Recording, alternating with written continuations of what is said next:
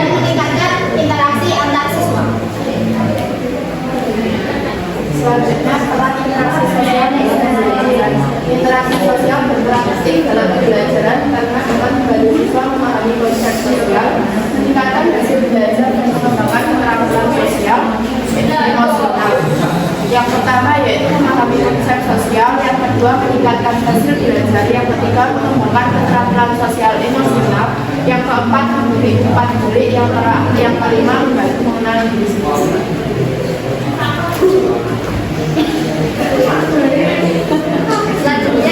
Selanjutnya ada psikologi kelompok dalam konteks kelas.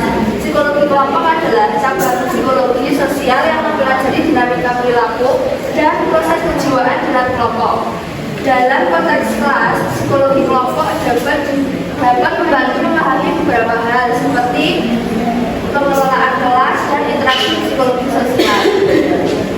Serta yang terakhir ada prinsip-prinsip psikologi. Selanjutnya yaitu membangun kolaborasi dan kerjasama. Ini meningkatkan kolaborasi agar beberapa hal yang dapat dilakukan untuk melatih dan mengembangkan kolaborasi dan kerjasama tim. Yaitu yang pertama, memiliki tujuan kerjasama yang jelas. Yang kedua, menentukan sasaran dan metode. Yang ketiga, menggunakan alat kolaborasi. Yang keempat, membangun komunikasi yang jelas dan profesional. Yang kelima, saling mendukung dalam tim.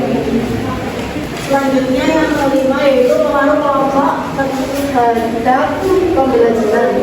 Pembelajaran kelompok memiliki banyak pengaruh positif terhadap siswa, di antaranya A. Meningkatkan keterampilan sosial, B. Memotivasi semangat belajar, C. Meningkatkan intelektual, D. Meningkatkan rasa percaya diri, E. Meningkatkan kemampuan berkomunikasi, E. Mengingatkan tugas, F. Membangun budaya belajar, dan yang terakhir membantu guru mengelola kelas. Hubungan antara guru, siswa, dan interaksi sosial.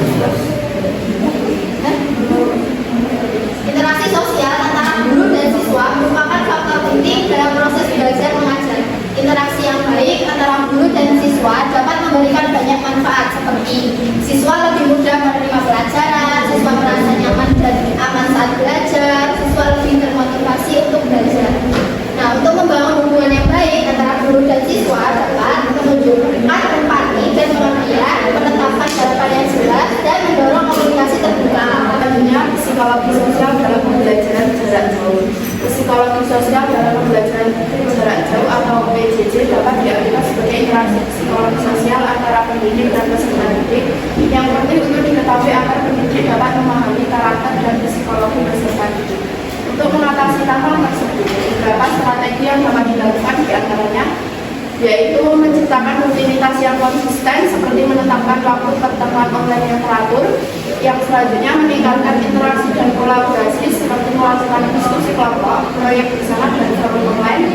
Yang terakhir menyediakan dukungan teknologi seperti memastikan semua siswa memiliki akses ke perangkat teknologi yang diperlakukan dan koneksi internet yang memadai.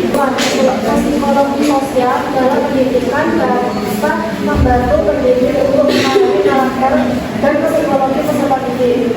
Psikologi sosial adalah ilmu yang mempelajari tentang perilaku, pikiran, dan perasaan manusia dalam lingkungan kelompok.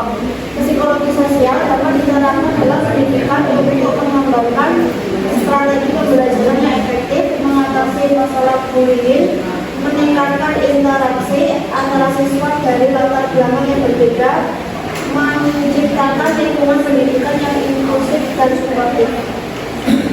Selanjutnya, apakah ada yang ditanyakan? Baik, perkenalkan, nama saya Ika Fitri, NIM 63. Izin bertanya, apa metode penelitian yang bisa digunakan dalam psikologi sosial?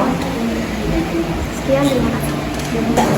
Perkenalkan, saya Diana Nurwafiroh, NIM 16. Saya ingin bertanya, apa pengaruh tekanan kelompok terhadap keputusan akademik siswa?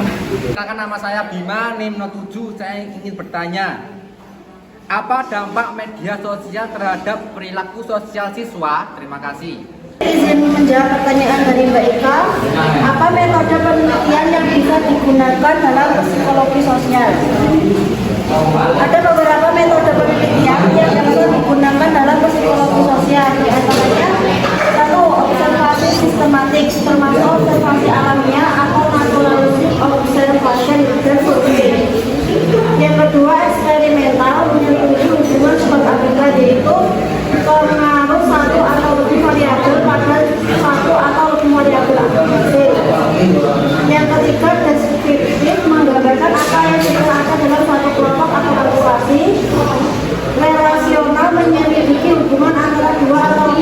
variabel yang dimana juga ada dalam kelompok atau populasi.